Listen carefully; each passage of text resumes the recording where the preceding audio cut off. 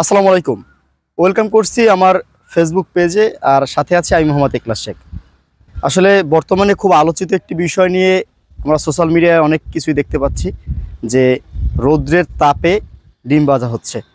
খুলনা, বাগেরহাটে, এমনকি আরও অনেক জায়গায় আমরা এটা দেখতে পাচ্ছি। সোশ্যাল মিডিয়ায় পুরো ভাইরাল একটা বিষয় যে বর্তমানে যে রোদের তাপ, এই রোদের তাপে নাকি ডিম ভাজা হয়। তো আমি আজকে এই বিষয়টা নিয়ে আপনাদের সাথে আলোচনা করতে চাই। তবে আলোচনা করার পূর্বে এই যে রোদে ডিম ভাজার বিষয়টি আমিও চেষ্টা করব। এরপরে যদি এরপরে আমরা বিস্তারিত আলোচনা করব।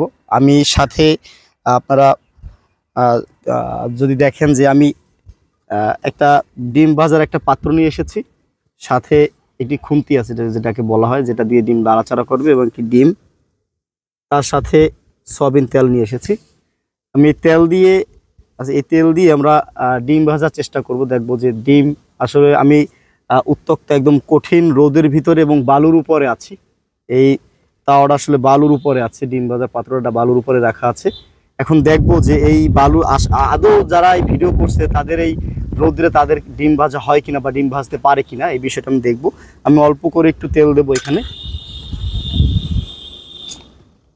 আমি যদি ক্যামেরাটি একটু জুম করে দেখাতে বলবো যে আমার এখানে কিন্তু এটি দেখেন, এই আমি হাত দিয়ে ধরতেছি, এখানে কিন্তু কোনো গরম নাই। অনেকে বা অনেকভাবে গরম দিয়ে আনতে পারে, কিন্তু এটা কিন্তু কোনোভাবে গরম না। আমি রোদের উপরে আছি বর্তমানে।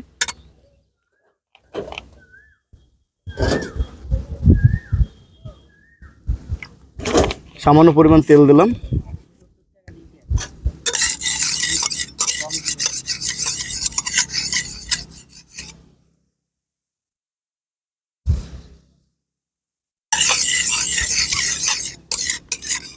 আসলে অনেকেই বলে যে এই বর্তমানে যে রৌদ্রের তাপ, এই তাপের মাধ্যমে বা তাপের কারণে আগুন ছাড়াই আসলে ডিম ভাজা হয়। জানি না কতটুকু সত্য, আমরা এর আগে কখনো দেখিনি। তো এর পরিপ্রেক্ষিতে, এরই কারণে আমরা আজকে এখানে উপস্থিত হয়েছি। আসলে প্রচুর পরিমাণের রৌদ্র, অনেক তাপ। যেহেতু রৌদ্রের ভিতরে আছি, আমরা এর কয়েকটা মিনিট অপেক্ষা করব যাতে এটা একটু গরম দেওয়ার বা গরম হওয়ার সুযোগ দেব। আজকের তাপমাত্রা হয়তো বা 38 থেকে 39-এর মতো তাপমাত্রা মোরেলগঞ্জের।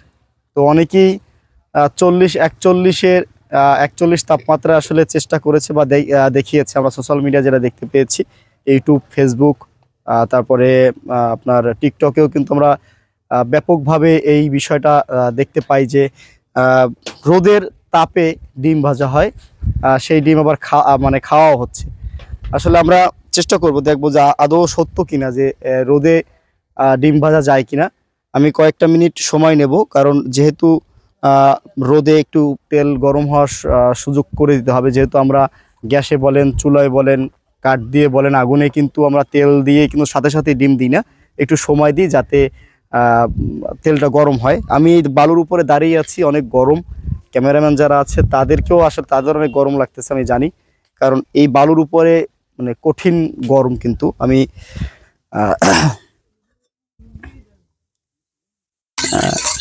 তেল কিন্তু ঢালা হয়ে গেছে।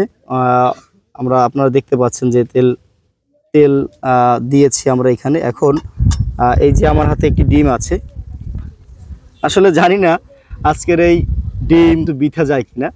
তারপরেও আজকের আপনাদের সামনে আসা, আলোচিত সমালোচিত বিষয় নিয়ে আসি, বিভিন্ন সময় ভিডিও বানাই এই বিষয়টা কেন্দ্র করে যে আদৌ কি ওই বিষয়টা হয় না, ওইটার পিছনে কোনো আমরা কথাই বলি যে ঘটনার পিছনেও লুকিয়ে থাকে হাজার ঘটনা।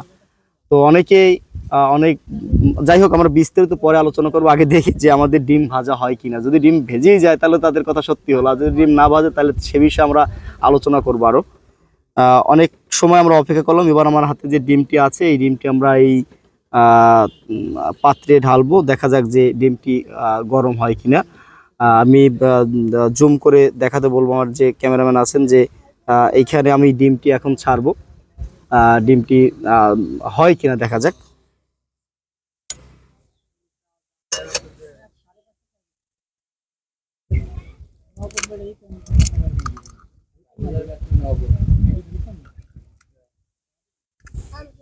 আপনারা দেখতে পাচ্ছেন যে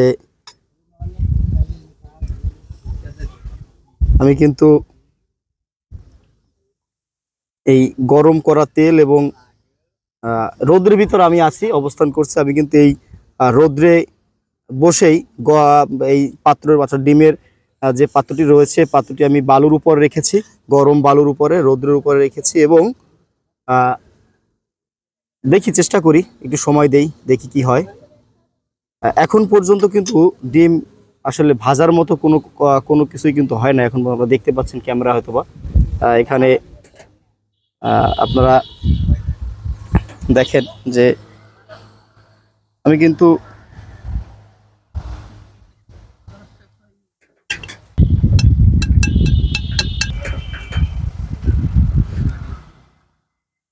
আপনারা দেখেন যে আসলে আদৌ কি ডিম হয়েছে কিনা।